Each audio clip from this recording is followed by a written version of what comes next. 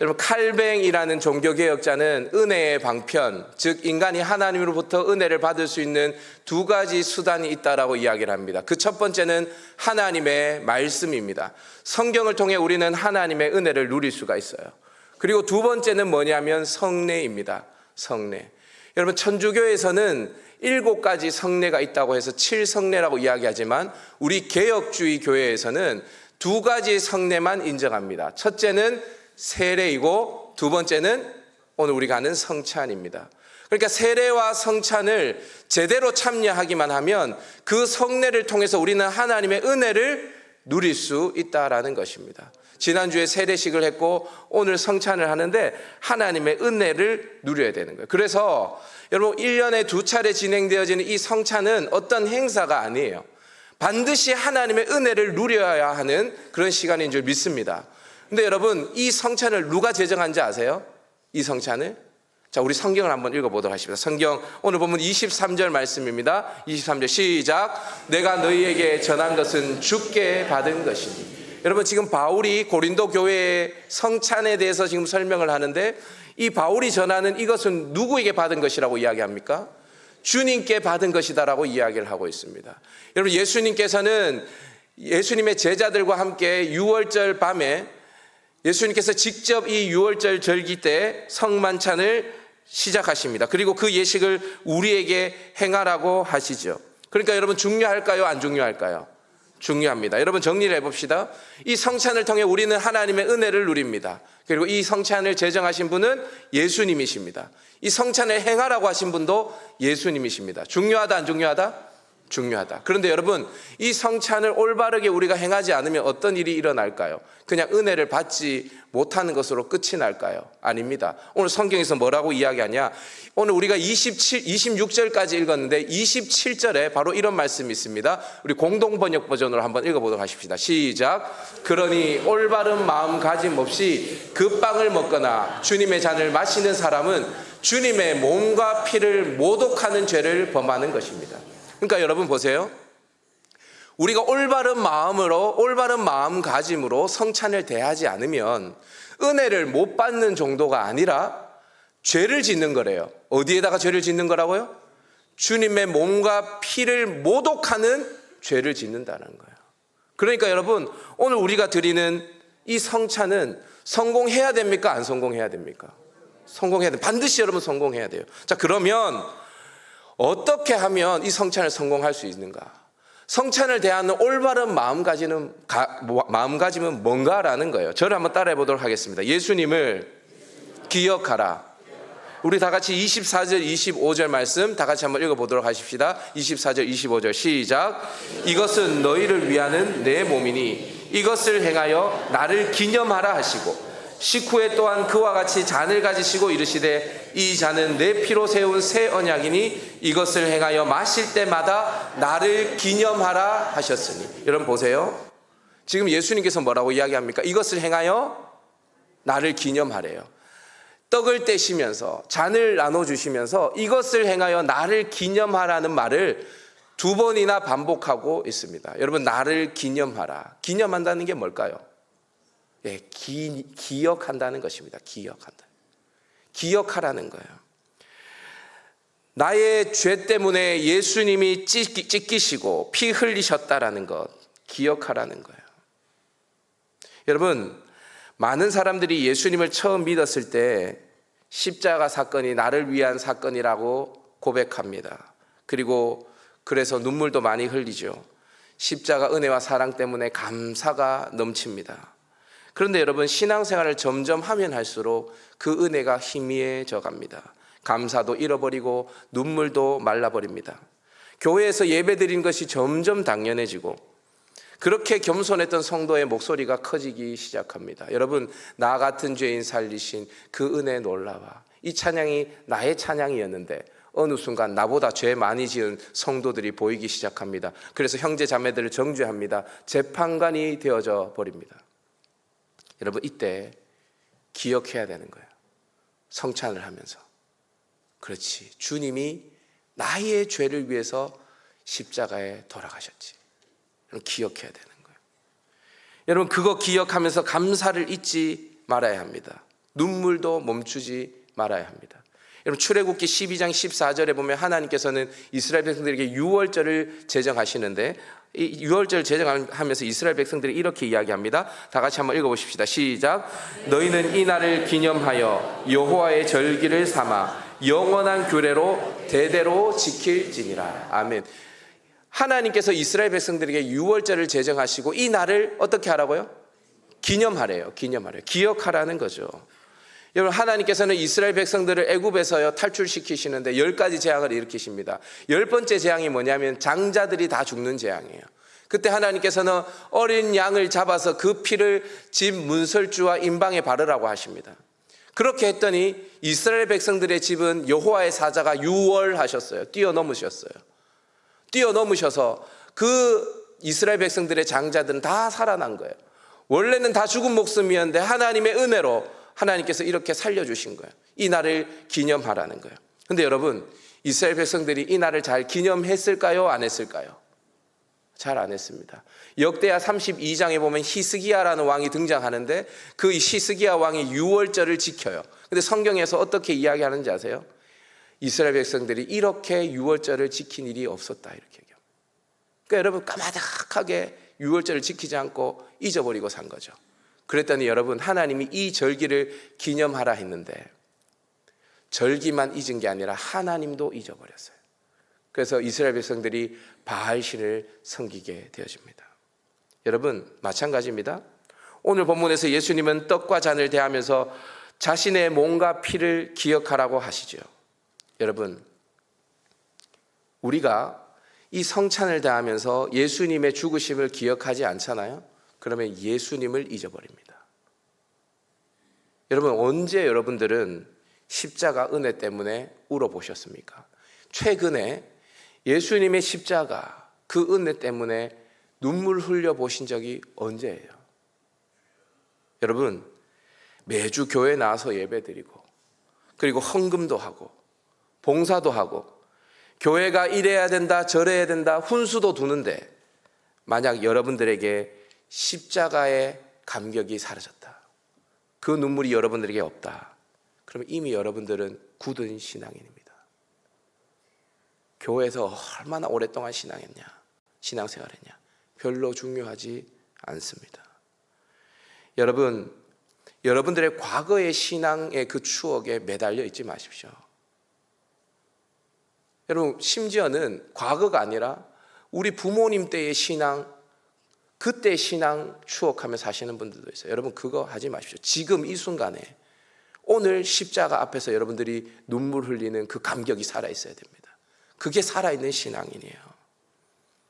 여러분 십자가가 오늘 나를 살게 하는 이유가 되고 고난 중에도 십자가만 생각하면 다시 감사가 회복되어지고, 여러분 만약에 우리의 삶이 그렇지 않다면 이 성찬을 대하면서 여러분 이 십자가의 감격을 회복하셔야 돼요.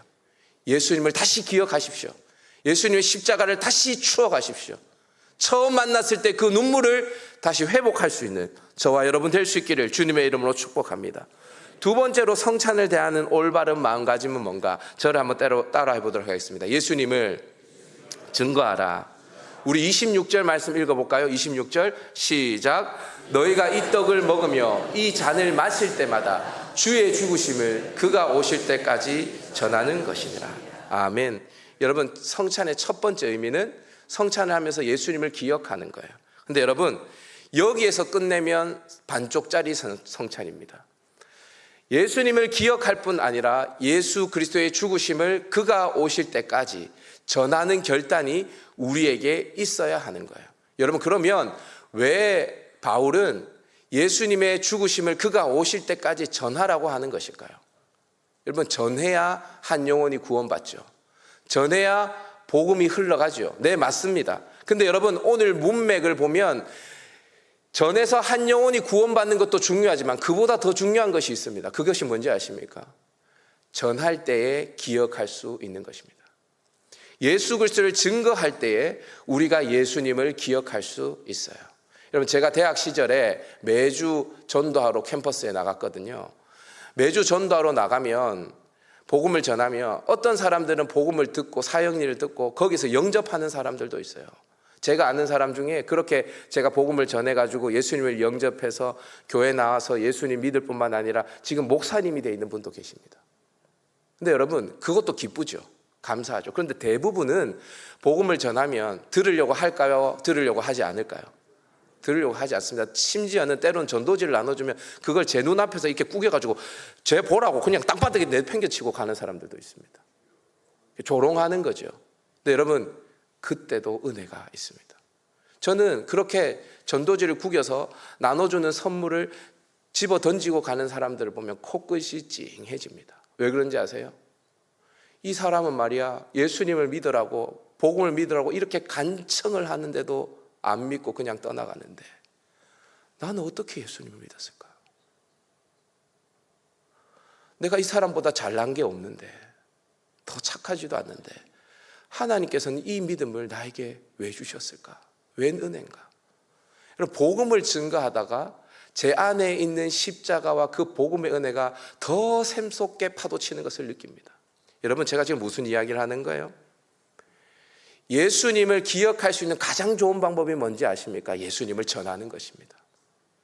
예수님을 그의 오실 때까지, 그가 다시 오실 때까지 그의 죽으심을 증거할 때 우리는 예수님이 나를 위해 죽으셨다는 그 사실을 기억하고 그 감격 속에 살아갈 수 있는 거예요. 여러분들에게 다시 한번 질문을 던져보겠습니다. 여러분들은 언제 예수님의 십자가를 전해 보셨습니까? 앞서서 물어봤죠? 여러분들은 언제 예수님을 생각하며 그 십자가를 생각하며 울어 보셨습니까? 그리고 언제 전해 보셨습니까? 여러분, 우리가 맛집에서 맛있는 음식을 먹어도 집에 가서 가족들과 지인들에게 야, 그 식단 맛있다고 이야기를 하죠. 근데 여러분, 나를 살리신 예수님의 십자가를 경험했는데, 오늘도 경험하고 내일도 경험했는데 그것을 증거하지 않고 살아갈 수 있습니까? 여러분, 만약 여러분들의 삶 속에 예수님의 십자가를 증거하는 삶이 전무하다면 안 봐도 뻔합니다. 이미 여러분들 마음 속에 예수님의 십자가에 대한 감격이 없어요. 있는 사람은 전합니다. 있으면 반드시 입을 열어서 전할 수밖에 없어요. 여러분, 아무리 여러분들이 직분을 가지고 교회를 많이 해도 이 십자가의 감격이 없으면 여러분들은 죽은 그리스도인입니다. 살아있는 그리스도인이 아니에요. 여러분, 다음 주일날에 오늘 광고도 있었지만 부활절을 맞이해서 태신자 작정을 하거든요. 사람, 전도할 사람 이름 적으라고 하는데도 적지 않는 사람들 많습니다. 여러분, 적지 않아요. 그들 마음속에 어떤 마음이냐면, 목사님, 평소에 전도하면 되지 무슨 전도주의를 정해가지고 새생명 축제라고 교회 재정 그렇게 써가면서 전도합니까? 왜 그렇게 하는지 아세요? 평소에 전도 안 하고? 그렇게 말하는 성도 때문에 하는 거예요. 평소에 전도해야 되죠. 여러분, 우리가 주일을 지키는 게 뭐냐 하면, 매주 주일이 뭐냐면 예수님의 부활을 기념하면서 우리가 주일을 지키는 거거든요. 사실 매주가 부활절입니다. 여러분, 매주가 안식 후 첫날에 예수님이 부활하셨잖아요. 그 부활을 기념하면서 지키는 것이 주일이에요. 그래서 여러분, 우리는 매주 그 부활의 주님을 증거하고 매주 새 가족들을 모시고 이 자리에 오셔야 돼요. 여러분, 그게 원래 신앙이에요. 근데 여러분, 그렇게 못 살잖아요. 우리가 그렇게 못 사니까 1년에 한 번, 두 번 이 새생명 축제를 해서 하는 거예요.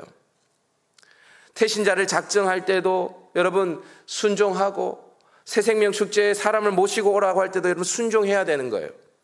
사랑하는 여러분, 우리가 이 성찬을 대할 때에 우리 마음속에 주님의 죽으심을 당신이 오실 때까지 전하겠습니다, 이 결단이 없으면 우리는 주님의 몸과 피를 모독하는 죄를 범하는 거예요.